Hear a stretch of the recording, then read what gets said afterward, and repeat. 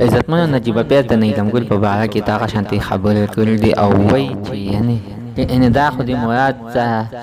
مراد د نیلم ګل سره ډېر غټ ظلم وکړو ځکه چې د دې نه مخکې مو ورته دغه شانته جنګ جګړه کړې وي او د طلاق غوښتنه یې ترې کړې وه او اوس ترې بیا دغه شانته جنګ جګړې ورسره وکړلې او د طلاق غوښتنه ترې کوي. عزتمن د دې حادثې نه مخکې زه ته دا یادونه کوم تاسو کو چې زموږ په دې چینل کې نوي وئ حتما دسه زموږ همدا چینل دسه سبسکرایب کړئ خوا کې ورسره د ټلۍ نشان ووهئ چې ښایي یوه نوي معلوماتي ویډیو تاسو ته په اسانۍ باندې در ورسېږي. عزتمنو نجیب پیاز د لباو د نیلم ګل په باره کې دغه شانتې وینا کړې ده ویلي دي یعنې نیلم ګل ته یو پیغام کړی دی او ورته ویلي دي چې نه دې خاوند نه دې نور لاس وینځه ځکه چې دا دې خاوند ستا یو ځل نه شو تا ته بار بار دغه وینا کوي چې زه تا طلاقه کوم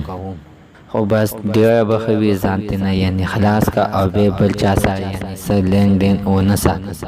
ځکه چې ستا خو به زړه نه صبرېږي ما ته پته ده چې ستا غیر د خاوند نه خپله ګزاره اوس نه کېږي کو ده درته طلاق درکړو نو حتما به ته بیا دویم واده کوې دا درته زه دا وینا کوم چې یعنې دویم واده به بیا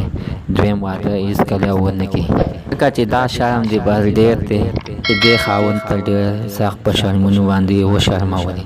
ځکه چې ما ته دومره علم دی چې دې خاوند ته په خپله خوله باندې هم دا خبره کړې ده او واضحه کړې ده چې دې خاوند به ما ته د شپې سرې راوستل او دی به ترې پیسې اخیستل او د ده په مخکې به یې تا سره یعنې غلط کارونه کول نو دا ځان ته یو پښتون وایي د پښتون په نامه باندې هسې یو غټ ډله دی چې د سهار ټیم د سهار تېروي او تون نالت نیلم ګل هم په تا باندې هم شه چې تا دې سره وخت تېرولو تا ورته کتل او دی په دې سړي تا سره غلط کار کول د نجیب پیاز د خولې ډکه بیان او نیلم ګل دلته یې وکړو. عزتمنو زموږ نننۍ معلومات د دې پورې د نوي معلومات دپاره زموږ همدا چینل دسه سبسکرایب کړئ خوا کې ورسره د ټلۍ نشان ووهئ ښایي یوه نوي معلوماتي ویډیو تاسو ته په اسانۍ باندې در ورسېږي.